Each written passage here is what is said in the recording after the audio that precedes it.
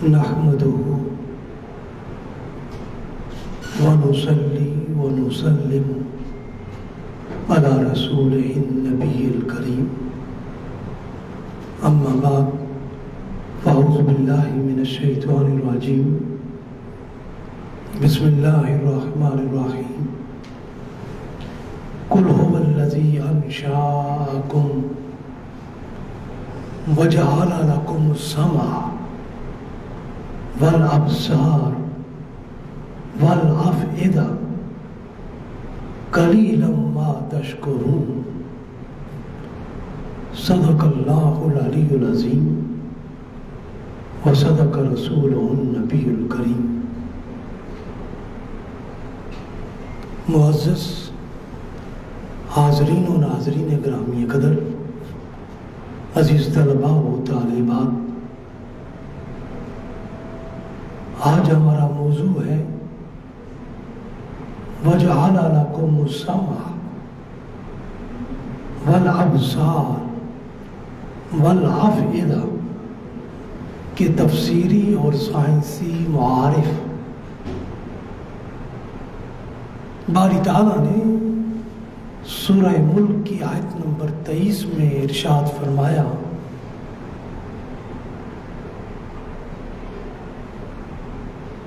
هو الذی انشأکم، فرمایا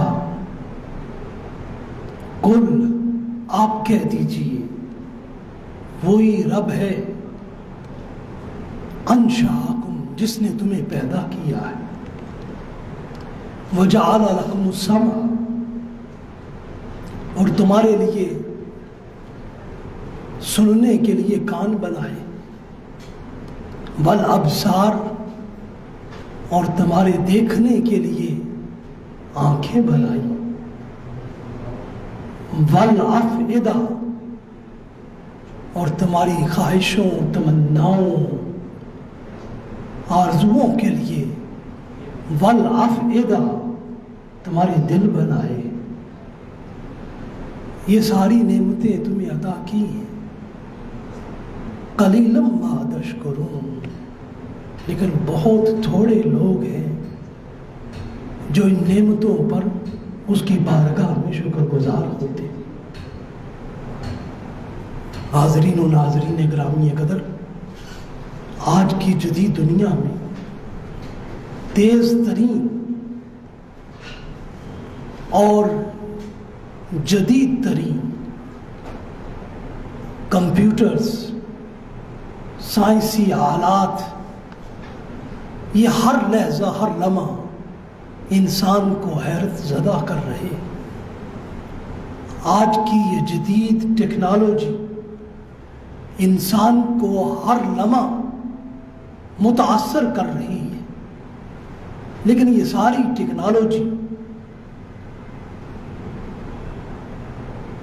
انسان ساختہ ہے، جبکہ انسان خود خدا ساختہ ہے۔ انسان کا اپنا جسم اور اس کا ہر عضو بھی ہر زمانے اور آج کی جدید ٹیکنالوجی کو مات دے رہا ہے، اس لیے کہ انسان کی تخلیق اور رب کی تخلیق ہرگز مساوی نہیں ہو سکتی۔ انسان خدا کی تخلیق ہے، سائنس و ٹیکنالوجی انسان کی تخلیق ہے۔ قدرت نے جو اعلیٰ ترین ٹیکنالوجی ہمارے جسم کو دی ہے، وہ دنیا کے بڑے بڑے سپر کمپیوٹرز اور خلائی شٹل سے بھی بڑھ کر ہے۔ حاضرین و ناظرین گرامی قدر، آپ صرف اپنے آلۂ سماعت، ہیئرنگ کمپیوٹر، اپنے کان کے احوال ہی کا مشاہدہ کر لیں، جس کی طرف قرآن نے یوں اشارہ کیا، وَجَعَلَ لَكُمُ السَّمْعَ، اللہ نے تم کو قوت سماعت کے لیے کان دیے ہیں۔ باری تعالیٰ نے اس دنیا کی بے شمار آوازوں کو سننے کے لیے اپنی بارگاہ سے اپنی اعلیٰ ترین ٹیکنالوجی کے نمائندہ دو کان ہمارے جسم میں سر کے دائیں اور بائیں طرف نصب کر دیے ہیں۔ یہ دونوں کان مختلف آوازوں کو سن کر اور ان کو جمع کر کے اپنے اندرونی حصے میں ان کو پہنچاتے، پھر ہمارا دماغ ان آوازوں کے بارے میں فیصلہ کرتا ہے کہ یہ کس کی آواز ہے اور کون سی آواز ہے اور کدھر سے یہ آواز آئی ہے، اور یہ آواز اپنے اندر ہمارے لیے کیا پیغام رکھتی ہے۔ یہ کان در حقیقت ہمارے لیے، ہمارے سننے کے لیے یہ ڈش اینٹینا کا، آج کی جدید دنیا میں ڈش اینٹینا کا کام کرتے ہیں۔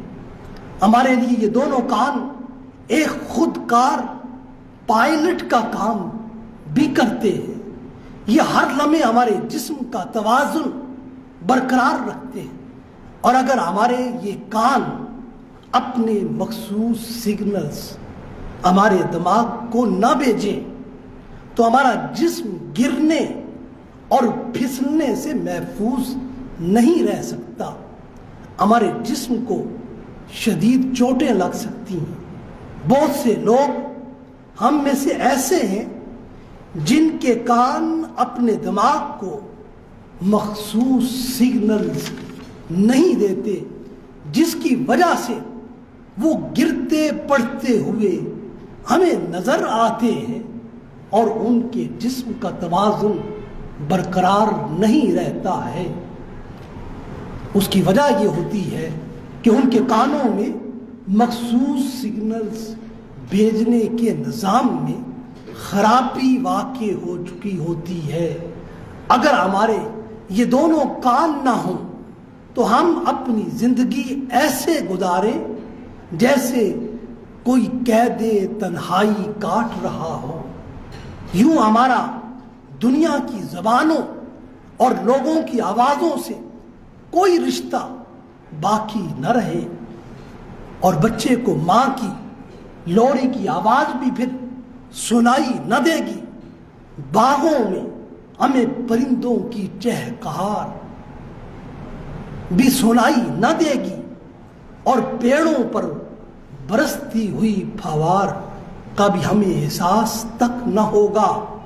پتوں کی سرسراہٹ کی خوشنما آوازیں بھی ہمیں سنائی نہ دیں گی، اور اذان فجر کی روح پرور اور ایمان افروز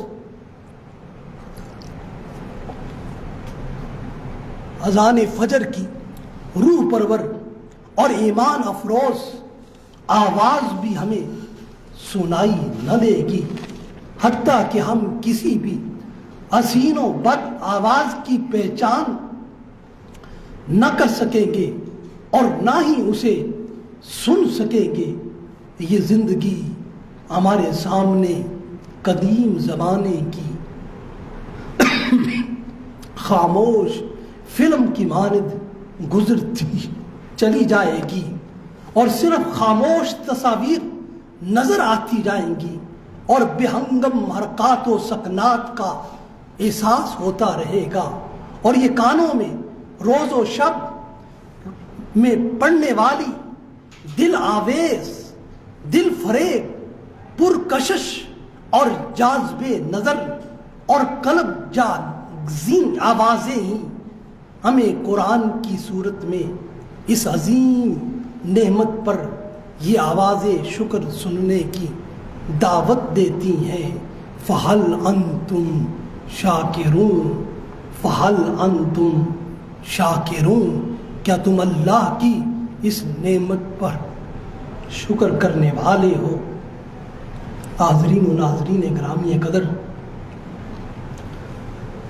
تو یہ اللہ کی عظیم نعمت ہے۔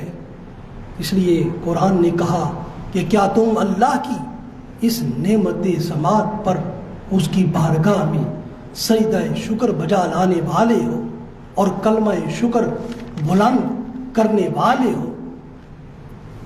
حاضرین و ناظرین گرامی قدر، ہمارے سننے کا عمل ہمارے بیرونی کانوں سے شروع ہوتا ہے، اور یہاں سے 1 انچ لمبی چھوٹی سی نالی ہمارے ایئر ڈرم تک پہنچتی ہے، اور اس نالی میں نازک بالوں کا ایک جنگل آباد ہوتا ہے۔ یہاں گونج پیدا کرنے والے غدود کام کرتے ہیں۔ بالوں اور گونج کے اس گھنے جنگل کی وجہ سے بیرونی دنیا کے کیڑے مکوڑے، بیکٹیریا اور مٹی کے ذرات اور دوسری نقصان دہ چیزیں ہمارے جسم میں کانوں کے ذریعے داخل نہیں ہو سکتی ہیں، اور ان چیزوں کو راستے میں ہی ختم کر دیا جاتا ہے۔ اگر قدرتی طور پر یہ حفاظتی انتظامات نہ ہوتے تو ہمارے کانوں پر شدید حملے ہو رہے ہوتے، خاص طور پر سمندر یا ندی میں نہاتے ہوئے یا زمین پر سوتے ہوئے بہت خطرناک جراثیم اور کیڑے مکوڑے حشرات الارض ہمارے جسم میں داخل ہو سکتے تھے، لیکن باری تعالیٰ نے انسان کے ان کانوں کے اندر ایسا دفاعی نظام رکھا ہوا ہے جو اس طرح کی تمام مضر اور ضرر رساں چیزوں کو جسم میں داخل نہیں ہونے دیتا ہے، اور ان کو راستے ہی میں ہلاک کر دیتا ہے۔ حتیٰ کہ ان کانوں کی صفائی کا بھی باری تعالیٰ نے خود کار نظام رکھا ہوا ہے۔ اگر ہم ان کی اضافی میل بھی نہ نکالیں تو وہ آج خود کسی نہ کسی طریقے سے ان کانوں سے نکل جاتی ہے۔ حاضرین و ناظرین گرامی قدر، انسانی کان میں سننے کا عمل ایئر ڈرم کے ذریعے ہوتا ہے۔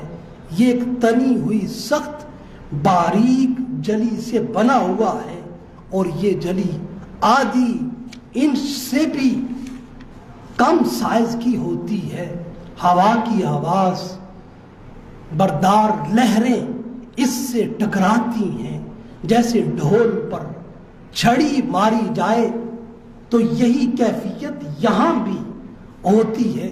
ایک ہلکی سی سرگوشی، ایک مدھم سی آواز، ایک معمولی سی گونج بھی اس ایئر ڈرم کو بجنے پر مجبور کر دیتی ہے۔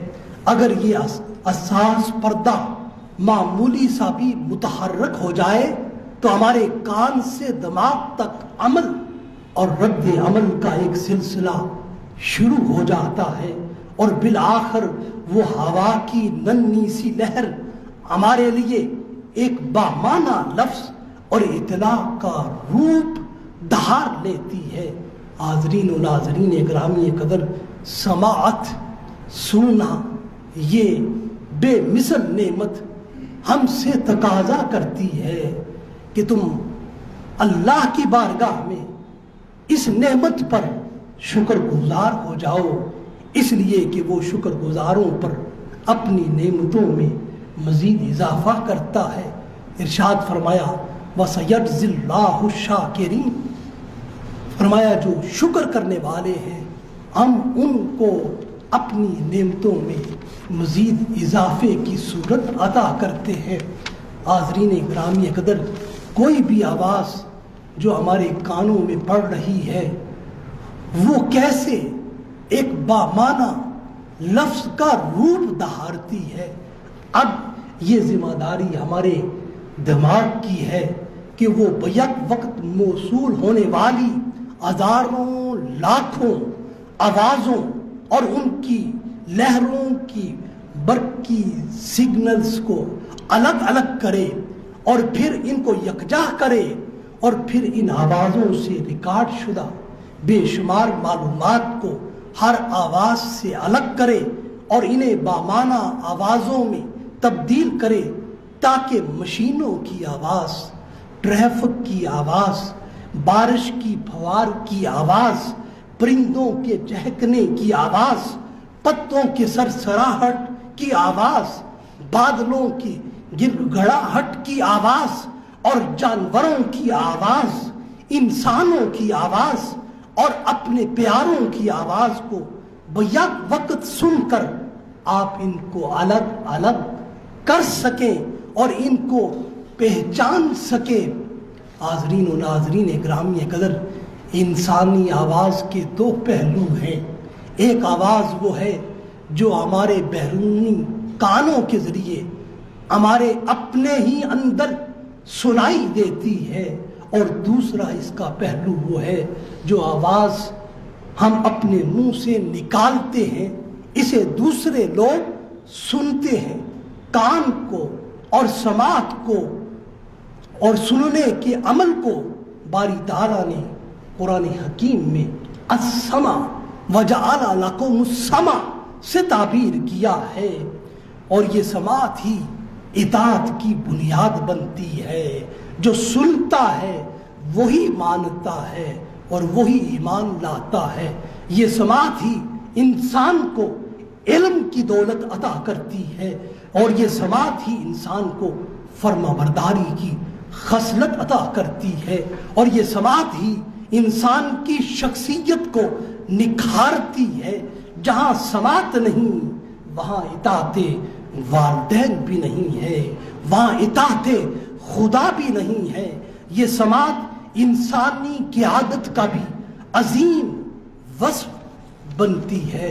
آج عصری حیات میں عدم سماعت آمریت ہے اور قبول سماعت یہ جمہوریت ہے۔ انسانیت کا وقار اور عظمت سماعت سے ہے۔ اس لیے وہ بندگان خدا جو باری تعالیٰ کی اس نعمت سماعت السمع کو اسی کے حکم کی اطاعت میں لگائے رکھتے ہیں، وہی اپنی بندگی میں درجہ کمال پر ہیں۔ اور یہ قوت السمع تمام بندوں سے اللہ کی بارگاہ سے یہ تقاضا لے کر آتی ہے کہ یہ نعمت تم کو اس لیے عطا کی گئی ہے، یہ قوت سماعت لعلکم تشکرون، تاکہ تم اس کے شکر گزار بندے بن جاؤ۔ اس کے بعد قرآن حکیم نے وجعل لکم السمع کے بعد والابصار کا ذکر کیا ہے۔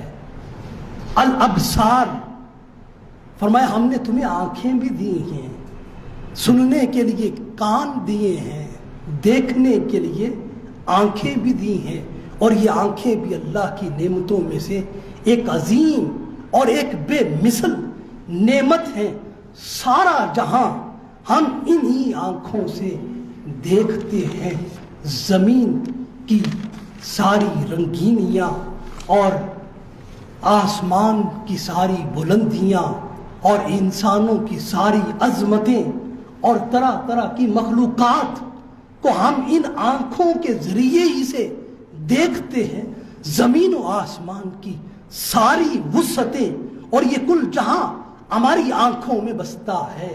ہماری آنکھ رب کی قدرت کا ایک عظیم معجزہ اور ایک روشن تحفہ ہے۔ ہماری آنکھ ہمارے دماغ کے لیے اسکینر کا کام کرتی ہے، اور اس دنیا میں جب سے ہم نے آنکھ کھولی ہے تب سے لے کر اس آنکھ کے بند ہونے تک قدرت کے سارے مناظر ہم اسی آنکھ کے ذریعے دیکھتے ہیں۔ یہ ہر چیز کو اسکین کر کے اس کے پرنٹس ہمارے دماغ کو بھیجتی ہے۔ ہمارا دماغ ہر چیز کی الگ الگ فائلیں بنا کر انہیں زندگی بھر کے لیے اپنے اندر محفوظ کر لیتا ہے۔ نہ جانے کب اور کس وقت کس فائل کی ضرورت پیش آ جائے۔ حاضرین و ناظرین گرامی قدر، ہماری آنکھ ہمارے جسم میں ایسے ہی ہے جیسے دنیا کا کوئی جدید ترین اور اعلیٰ ٹیکنالوجی کا حامل کوئی کیمرہ ہو جو ہر چیز کو اپنے ذریعے سے محفوظ کرتا ہے، اور آنکھ کی مثال اس کیمرے سے صرف سمجھنے کے لیے دی جا رہی ہے، وگرنہ کہاں انسان کا بنایا ہوا یہ کیمرہ اور کہاں خدا کی بنائی ہوئی یہ عظیم آنکھ، ان کا باہم کوئی مقابلہ نہیں ہے، ان کا باہم کوئی موازنہ ہرگز نہیں ہے۔ کیمرے کا عدسہ جو تصویر لیتا ہے اس کا سائز 1 انچ ہوتا ہے، اور اس کی وہ تصویر بھی یک رخی ہوتی ہے، جبکہ آنکھ کا عدسہ بھی 1 انچ کے برابر تصویر لیتا ہے۔ اس آنکھ کے عدسہ سے اس تصویر کی ساری جہتیں آ جاتی ہیں، اگرچہ ہمارے دماغ میں بصارت کا مرکز بھی 1 انچ ہے، مگر اس کے 1 انچ میں سارے فلک بوس، پہاڑ اور بلند و بالا عمارتیں اور سمندر و دریا اور جنگل کے جنگل سب کے سب اس میں سما جاتے ہیں۔ اور سب سے زیادہ مقام حیرت ہی حیرت یہ ہے کہ ہم ان اشیاء کو اپنی آنکھوں کے ذریعے اتنا ہی بڑا دیکھتے ہیں جتنی یہ بڑی ہوتی ہیں، اور پھر ان آنکھوں کو جسم میں فٹ کیے جانے کی جگہ بھی کس قدر احسن تقویم کی گواہی دیتی ہے کہ ارشاد فرمایا لقد خلقنا الانسان فی احسن تقویم۔ یہ جگہ بھی ان آنکھوں کے لیے انتہائی موزوں ہے، اس سے بہتر کوئی جگہ ان آنکھوں کے لیے ہمارے جسم میں نہ تھی، اور یہ ہماری پیشانی کے بالکل نیچے اور ہمارے رخساروں کے بالکل اوپر ہماری مضبوط ہڈیوں کے فریم میں خدا کے نور سے 2 نور کی شمع روشن ہیں۔ یہ آنکھیں انسانی جسم میں انسان کے لیے 2 چراغ ہیں، جن میں فرمایا وَسَخَّرَ لَكُمْ مَا فِي السَّمَاوَاتِ وَمَا فِي الْأَرْضِ۔ ان آنکھوں کے لیے اور تمہارے سارے وجود کے لیے دنیا و ما فیہا کی ساری نعمتیں ہم نے مسخر کر دی ہیں، اور وہ ساری نعمتیں سمٹ کر ہماری ان آنکھوں میں آتی ہیں۔ زمین و آسماں ہماری انہی 2 آنکھوں میں سما جاتے ہیں، گویا کل جہاں کو دیکھنے کے لیے یہ 2 چراغ الہی ہی کافی ہیں، جو انسان کو تحفتاً ودیت کیے گئے ہیں۔ ہماری آنکھوں پر موجود پلکیں ایسے کام کرتی ہیں جیسے گاڑی و کار کے وائپر کام کرتے ہیں۔ ہر انسان 1 منٹ میں 3 سے 6 مرتبہ اپنی پلکیں جھپکتا ہے، اور تھکن کی صورت میں یہ تعداد بڑھ جاتی ہے۔ پلکیں جھپکنے کے اس عمل سے ہماری آنکھوں کا قرینہ ہر منٹ میں 3 سے 6 مرتبہ نم ہوتا ہے اور ہماری آنکھ کو صاف کرتا ہے۔ اسی طرح ہمارے آنسو بھی ہماری آنکھوں کو صاف کرتے ہیں۔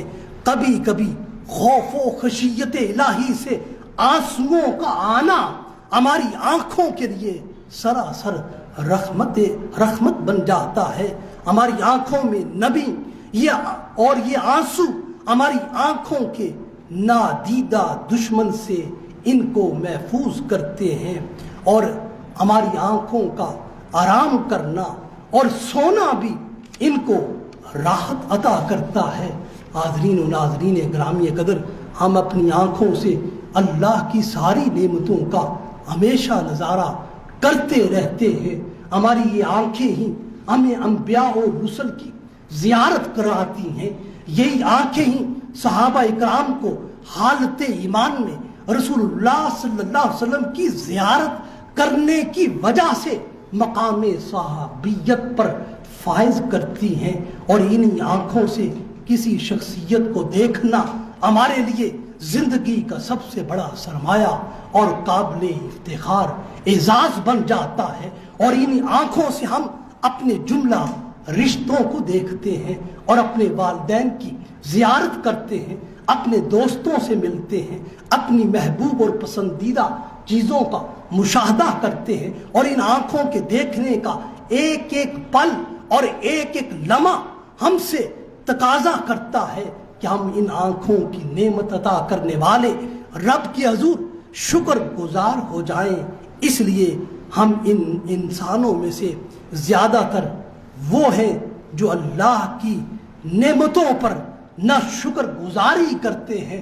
اس لیے قرآن کہتا ہے وَلَكِنْ أَكْثَرَ النَّاسِ لَا يَشْكُرُونَ، فرمایا لوگوں میں سے زیادہ تر اللہ کی نعمتوں پر شکر ادا نہیں کرتے۔ اسی طرح سورہ ملک کی آیت نمبر 23 میں تیسری چیز کا ذکر وَالْأَفْئِدَةَ کے ذریعے سے کیا، فرمایا وَجَعَلَ لَكُمُ السَّمْعَ وَالْأَبْصَارَ وَالْأَفْئِدَةَ قَلِيلًا مَا تَشْكُرُونَ۔ تو افئدہ کیا ہے؟ یہ دل ہے، ہمارے جسم میں وہ مضبوط تر عضو ہے جو ہماری ساری زندگی میں مسلسل کام کرتا رہتا ہے۔ انسان جتنی لمبی زندگی گزارتا ہے وہ اسی دل کے چلنے اور مسلسل دھڑکنے سے زندگی بسر کرتا ہے۔ دل کا تذکرہ ہر کوئی کرتا ہے۔ یہ دل بظاہر خوبصورت نہیں ہے مگر یہ اپنی باطنی خوبیوں کی وجہ سے خوبصورت ہے۔ اس دل کا وزن 12 اونس ہے، یہ سرخی مائل ہے، یہ بے انتہا مستعد اور سخت کام کرنے والا ہے۔ یہ ہمارے سینے کی مضبوط ہڈیوں کے تلے میں مخصوص جلیوں کی مدد سے لٹکا ہوا ہے۔ اس کا حجم انسان کی مٹھی کے برابر ہے۔ اس کا سائز 6 انچ لمبائی میں ہے اور 4 انچ چوڑائی میں ہے۔ یہ دور سے دیکھنے والوں کو ناشپاتی کی طرح محسوس ہوتا ہے۔ یہ دل در حقیقت ہمارے خون کو سارے جسم میں پہنچانے کی ایک پمپنگ مشین ہے۔ یہ 24 گھنٹے ہمارے جسم کو خون کی صورت میں آب حیات فراہم کرتا رہتا ہے۔ اس دل کے 2 بنیادی حصے ہیں۔ اس کے دائیں حصے کے نصف بالائی حصے میں جسم کا تمام استعمال شدہ گندا خون آ کر جمع ہوتا ہے اور پھر اسی سمت کے نچلے حصے میں چلا جاتا ہے، اور یہ نچلا حصہ اس خون کو فوراً قریب ہی پھیپھڑوں کی طرف بھیج دیتا ہے۔ یہ خون پھیپھڑوں سے صاف ہو کر اس دل کے بائیں حصے میں آ جاتا ہے اور بائیں حصے کا زیریں حصہ اس خون کو دوبارہ انسان کے جسم میں پمپ کر دیتا ہے۔ یہ عمل مسلسل انسانی جسم میں جاری و ساری رہتا ہے۔ اس کا شمار بھی ناقابل شمار ہے۔ اگر انسان کے جسم کے کسی حصے میں خون کی فراہمی چند منٹ کے لیے بند ہو جائے تو اس حصے کو خطرہ جان لاحق ہو جاتا ہے۔ حاضرین و ناظرین گرامی قدر، ہمارے دل کا آرام صرف چند سیکنڈ پر مشتمل ہوتا ہے۔ یہ شب و روز یہ دل کام کرتا رہتا ہے۔ یہ چند سیکنڈ کا آرام اس کو تازہ دم کر دیتا ہے۔ یہ آرام اس دل کو اپنی دھڑکنوں کے درمیان ملتا ہے۔ جب اس دل کے بائیں حصے کے زریں حصے سے خون 1 سیکنڈ کے 30ویں حصے میں جسم کو پمپ کر دیتا ہے تو اس کے بعد آدھا سیکنڈ اس دل کو آرام کرنے کا میسر آتا ہے۔ اسی طرح انسان خون کے اس دورانیے میں بھی باریک باریک نالیوں میں بھی خون کی رفتار کا بوجھ اس کا کم ہو جاتا ہے۔ اس دوران بھی یہ چند لمحے چند سیکنڈ بھی اس دل کے آرام کے ہوتے ہیں۔ اسی وجہ سے انسان کی نبض کی رفتار 1 منٹ میں 72 سے 60 فی منٹ تک آ جاتی ہے جب آرام کر رہا ہوتا ہے، اور یہی ہمارے دل کا کل آرام ہے۔ اور یہ دل بھی انسان کو پیغام دیتا ہے کہ زندگی مسلسل محنت و مشقت اور انتھک جد و جہد و صحیح کا نام ہے۔ اگر کسی انسان کی صحت اچھی ہے تو اس کی وجہ یہ ہے کہ اس کے تمام اعضاء کی صحت اچھی ہے، اور اس کے ساتھ ساتھ اس کے دل کی صحت اچھی ہے۔ انسان اپنے دل کے مسائل اور بیماریوں کا خود ہی ذمہ دار ہوتا ہے۔ کچھ لوگ ہمیشہ غلط اندازے لگاتے ہیں اور اپنے غلط اندازوں کی وجہ سے خوف کا شکار رہتے ہیں۔ کچھ اپنی طبیعت میں بے انتہا غیظ و غضب اور غصہ رکھتے ہیں۔ کچھ انسان ہر وقت نفرت کی آگ میں جلتے رہتے ہیں اور کچھ اپنے اندر حسد کی بیماری کو بہت زیادہ بڑھا لیتے ہیں۔ کچھ اپنی خوراک میں بے اعتدالی اختیار کرتے ہیں اور کچھ اپنے کولیسٹرول لیول کو بڑھا لیتے ہیں۔ کچھ اپنے جسم کو سہولتوں کا شکار کر لیتے ہیں اور کچھ اپنے جسم سے محنت اور مشقت والا کام لینا چھوڑ دیتے ہیں اور کچھ آرام طلب زندگی کو اپنی زندگی کی معراج بنا لیتے ہیں اور کچھ ہر وقت خدشات میں پلتے ہیں، خطرات میں بڑھتے ہیں، تفکرات میں محو رہتے ہیں اور انہی تفکرات میں اپنی زندگی کو پگھلاتے رہتے ہیں اور کچھ ہر وقت منفی سوچوں اور تخریبی سازشوں میں مصروف رہتے ہیں اور کچھ ہر وقت اپنے ذہن میں برائیوں کا جال بنتے رہتے ہیں، ہر کسی کو شر پہنچاتے رہتے ہیں، ہر کسی کو دکھ دیتے رہتے ہیں۔ کچھ خود کو انجانے خوف کا شکار کر لیتے ہیں، کوئی ناروا بوجھوں کو اپنے کندھوں پر لاد لیتا ہے، کچھ تعصبات اور تفرقات اور انتشارات کی آگ سے خود کو جلانے لگتا ہے اور خود ہی اس میں جلنے لگتا ہے اور یہ نہ خود خوش رہتا ہے اور نہ دوسروں کو خوش رہنے دیتا ہے۔ حاضرین و ناظرین گرامی قدر، اسی طرح جو دل کے امراض میں، دل کی بیماریوں میں مبتلا ہوتے ہیں، اس کی اور وجوہات و اسباب میں سے یہ ہے کہ کچھ لوگ مرغن غذاؤں کا اور آج کل فاسٹ فوڈ کا بہت زیادہ استعمال کرتے ہیں، جبکہ چکنائی کی چیزوں سے مطلقاً پرہیز نہیں کرتے اور تیل کا اور ناقص تیل کا بے تحاشا استعمال کرتے ہیں۔ کچھ اپنے معدے کی بیماریوں میں اضافہ کر لیتے ہیں اور وہ معدہ ان کے دل کے افعال پر پھر اثر انداز ہونے لگتا ہے۔ یوں انسان دل کی بیماریوں کا شکار ہو جاتا ہے۔ جب یہ انسان مضطرب اور پریشان حال ہوتا ہے تو اس کے دل کو حد اعتدال سے بڑھ کر کام کرنا پڑتا ہے۔ کبھی کبھی حقیقی زندگی میں ایسے واقعات بھی پیش آتے ہیں کہ انسان کا دل اچھل کر اس کے حلق میں آتا ہے، اس وقت بھی اس کی رفتار بڑھ جاتی ہے۔ جب انسان ضرورت سے زیادہ کھاتا ہے تو اس کا یہ عمل بھی دل کی بیماری میں اضافے کا باعث بن جاتا ہے۔ انسان کی ناقص غذا اور اس غذا کا ناقص میٹیریل انسان کے دل کی شریانوں نری اور آرٹریز کو شدید نقصان پہنچاتا ہے۔ یہ دونوں شریانیں دیوار پر چڑھنے والی بیل کی طرح دل کے دائیں اور بائیں پھیلی ہوئی ہے اور یہی اس دل کی سب سے زیادہ کمزور جگہ ہے۔ اگر یہاں کوئی گڑبڑ ہو جائے تو اس کا نتیجہ ہارٹ اٹیک کی صورت میں سامنے آتا ہے، جو موت و حیات کی کشمکش کی صورت میں ظاہر ہوتا ہے۔ ان شریانوں سے جسم کی توانائی بصورت خون سارے جسم کو ملنا تھی، اگر شریانوں سے خون ہی رک جائے تو زندگی کا سفر بھی رک جاتا ہے۔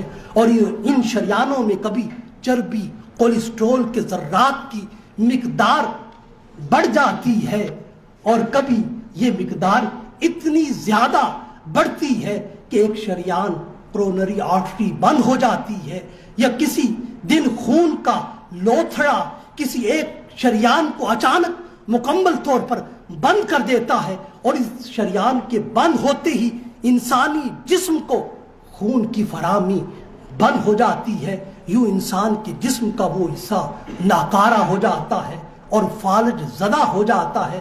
باری تعالیٰ نے انسان کے اندر ایک خودکار نظام بھی اس کے دل کی حفاظت کے لیے رکھا ہوا ہے۔ کبھی کبھار کوئی ایک شریان بند ہوتی ہے، لیکن باری تعالیٰ اس شریان کو اپنی قدرت کاملہ سے کھول دیتا ہے یا اس کا متبادل انتظام کر دیتا ہے۔ یوں زندگی کا سفر پھر رواں دواں ہو جاتا ہے۔ ہر انسان کو اپنے آپ کو دل کی بیماریوں سے بچانے کے لیے اپنے وزن کو نہیں بڑھنے دینا چاہیے۔ اگر انسان بہت زیادہ خوش خوراک ہے تو اس کو بہت زیادہ اس بات کا خیال کرنا چاہیے کہ اس کا وزن نہ بڑھے۔ ہمیشہ اعتدال و توازن ہی انسان کی ہر عادت میں اسلام کا عطا کردہ حسن ہے۔ زیادہ خوراک کھانے کی وجہ سے دل کو اپنے خون کی سپلائی جسم میں بہت زیادہ کرنا پڑتی ہے اور بہت زیادہ اس سپلائی کو بڑھانا پڑتا ہے، اور اس خوراک کو ہضم کرنے کے لیے زیادہ خون جسم میں دل کو پمپ کرنا پڑتا ہے۔ اس لیے متوازن خوراک لے کر دل کو پرسکون اور صحت مند رکھا جا سکتا ہے، اور اسے ہر بیماری سے بچایا جا سکتا ہے، اور چربی اور کولیسٹرول کے اضافی بوجھ سے اس کو نجات دی جا سکتی ہے۔ یوں جسم کا وزن کم ہوتے ہی آپ کا بلڈ پریشر اعتدال پر آ جائے گا۔ بلڈ پریشر سگریٹ نوشی کی وجہ سے بڑھتا ہے، اور سگریٹ کا زہریلا مادہ خون کی نالیوں میں جمع ہونا شروع ہو جاتا ہے، جس کی وجہ سے خون کی نالیاں تنگ ہونا شروع ہو جاتی ہیں، اور نالیوں کے تنگ ہونے کی وجہ سے بلڈ پریشر کی صورتحال کا انسان کو سامنا کرنا پڑتا ہے، اور اس عمل میں دل کو زیادہ اپنی طاقت صرف کرنا پڑتی ہے۔ دن میں تھوڑا سا آرام بھی دل کی کارکردگی میں اضافہ کرتا ہے۔ دل کو تندرست اور صحت مند رکھنے کے لیے آپ اپنی زندگی کو سنسی خیزی سے اور جو بریکنگ نیوز ہر لمحہ چلتی رہتی ہیں ان سے نکالنا ہوگا۔ منفی اور تخریبی چیزوں سے خود کو دور کرنا ہوگا۔ اپنے ذہن پر کسی چیز کو سوار نہیں کرنا ہوگا۔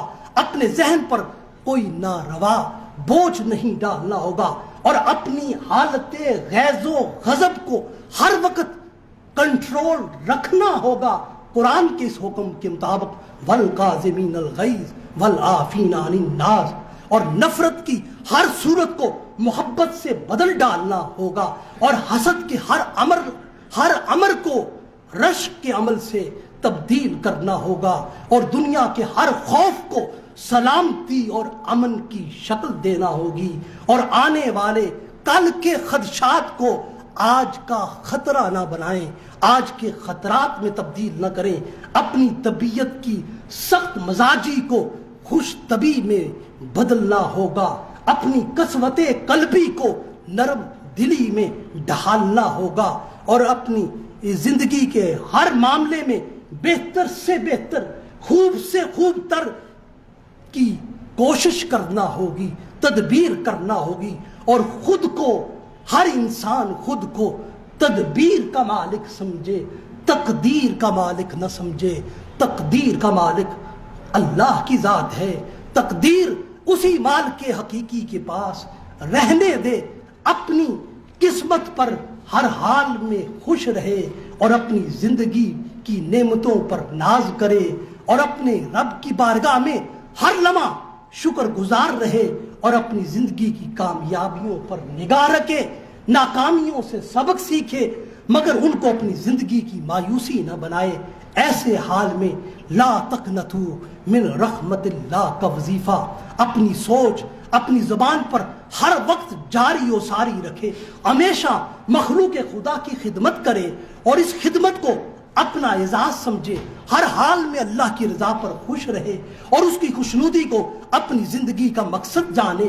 اور اگر انسان ایسا کر لے تو وہ بڑی حد تک امراض قلب سے بچ سکتا ہے۔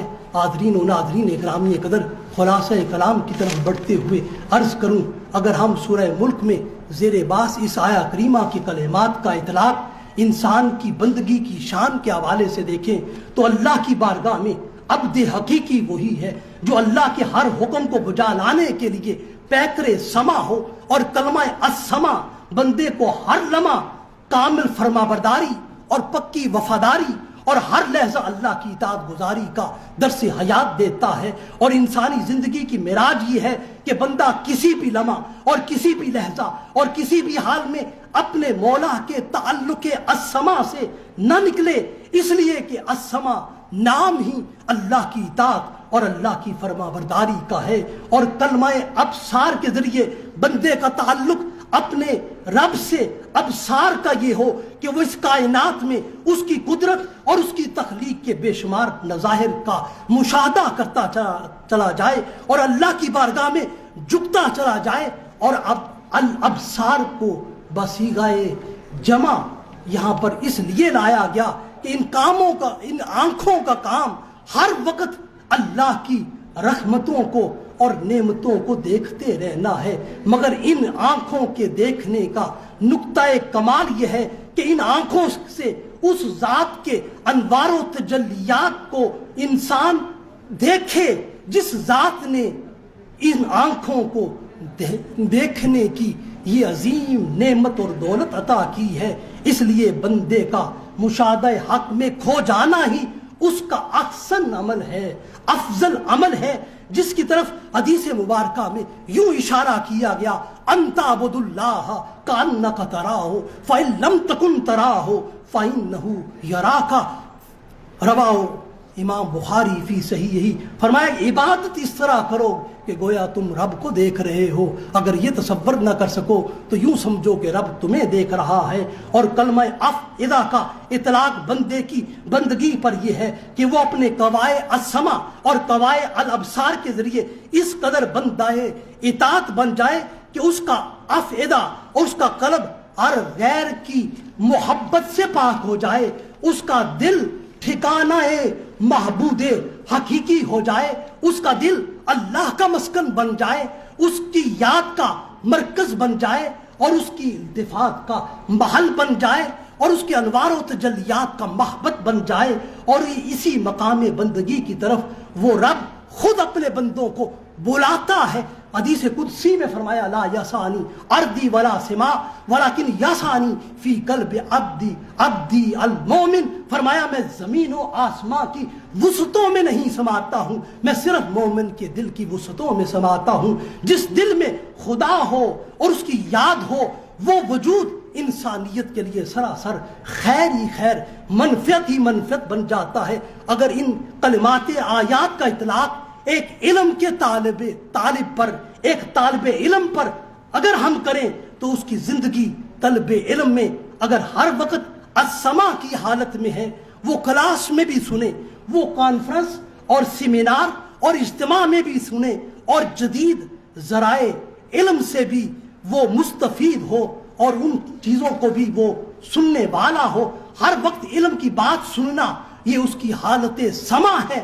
جبکہ اس کی حالت ابصار یہ ہے کہ اس کی آنکھیں ہر وقت پڑھتی رہیں، مطالعہ کتب بینی کرتی رہیں، اس کا مطالعہ و تحقیق اس کی خلوت و جلوت میں جاری و ساری رہے، اور اس کی آنکھ کا زیادہ عمل علم سیکھنے، جاننے اور حاصل کرنے سے متعلق ہو، تو گویا اس نے اپنی قوت بصر کے شکرانے کی صورت کا اہتمام کیا ہے۔ اور الافئدہ کا اطلاق ہر طالب علم پر یہ ہے کہ اس کے قوائے سماعت اور قوائے بصارت اس طالب علم کو وہاں پہنچائیں کہ اس کے دل کی دنیا میں علم ہر چیز سے افضل ہو جائے، علم برتر ہو جائے، علم اعلیٰ ہو جائے، اس کا اصول اس کی منزل بن جائے، حتیٰ کہ یہ علم ہی اس کا محبوب ہو جائے اور یہی محبوب و مرغوب اس کے دل میں ہر وقت بسے۔ تو ایسے طالب علم نے بھی اس نعمت کے شکر کو ادا کرنے کی قابل اطمینان صحیح کی ہے، غرضے کہ ہر بندے کی حالت سماع، حالت بصر اور حالت الافئدہ اگر سنور جائے تو وہ قابل فخر اور قابل رشک انسان بن سکتا ہے۔ اور ایسے ہی انسان کو ان نعمتوں کے پانے پر ادائے شکر کا حکم ہے۔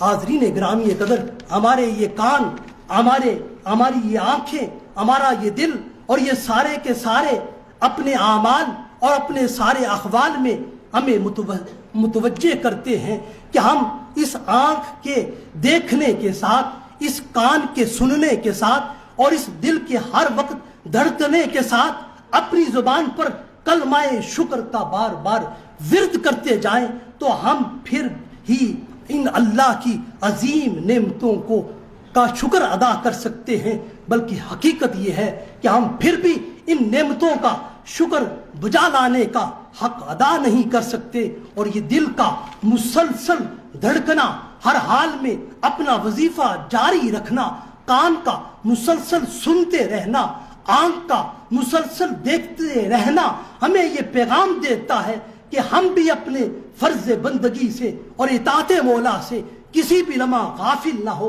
ہم اللہ کی نعمتوں کے باب میں ان لوگوں میں سے نہ ہو جائیں جن کی ناشکر گزاری پر قرآن کہتا ہے وَلَا تَجِدُ أَكْثَرَهُمْ شَاكِرِينَ، تم ان میں سے اکثر لوگوں کو شکر گزار نہ پاؤ گے۔ کبھی کہتا ہے فَهَلْ أَنْتُمْ شَاكِرُونَ، تم ان کو شکر گزار نہیں دیکھو گے۔